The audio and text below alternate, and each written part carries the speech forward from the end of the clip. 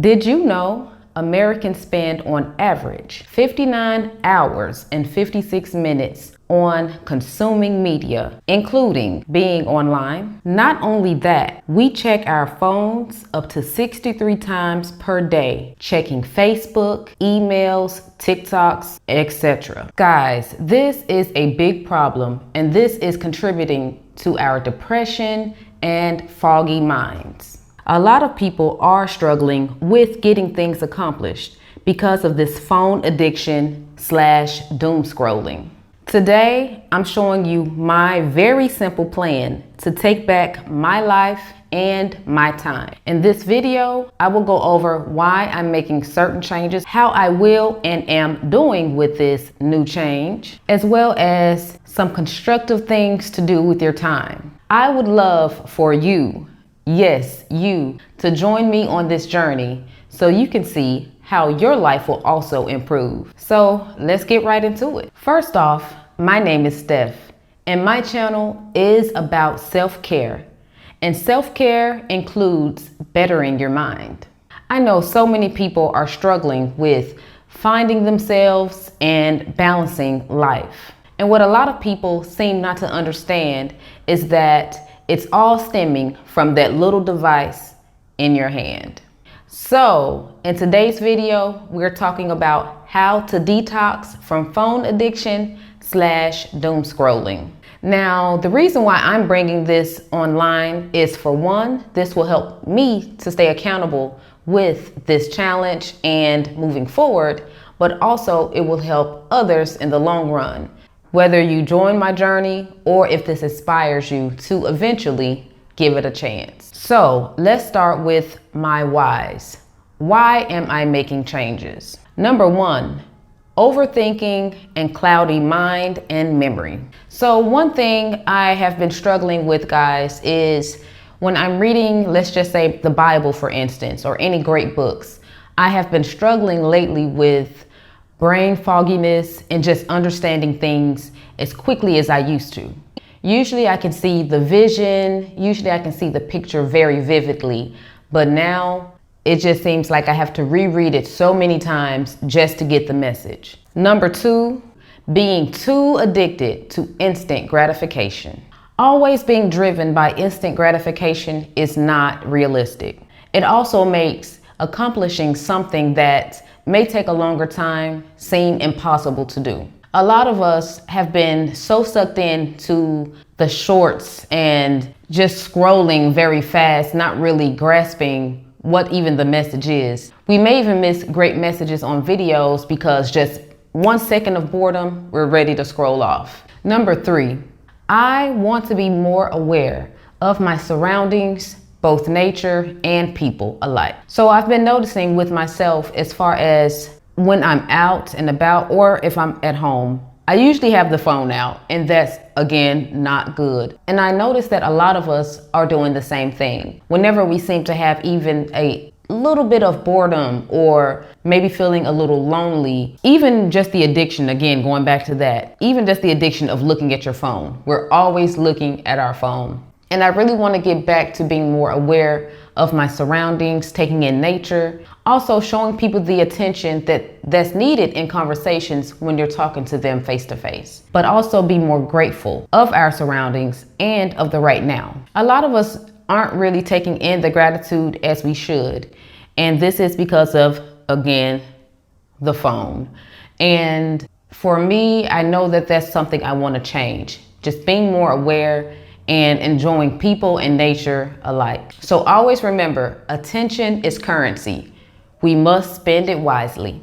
Now, how will I detox? So first point, I have turned off all of the notifications off of distracting apps, as well as hid the apps that I doom scroll on.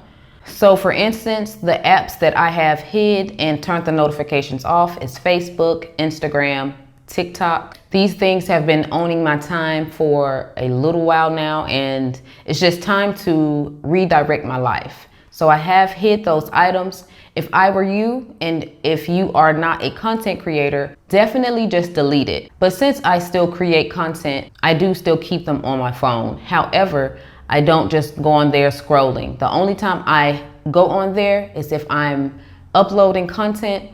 But right now, while I'm doing my initial detox, I will not be scrolling online at all, like as far as going on these apps. And I also will not be uploading content. So for a while, I won't be uploading as far as like on TikTok and Instagram for my skincare and things like that. I won't be uploading for a while so I can really focus on the detox. Now, YouTube is an exception. Let me tell you why. Now, the YouTube shorts, I'm cutting that off as well. No YouTube shorts. I'm going to avoid that altogether.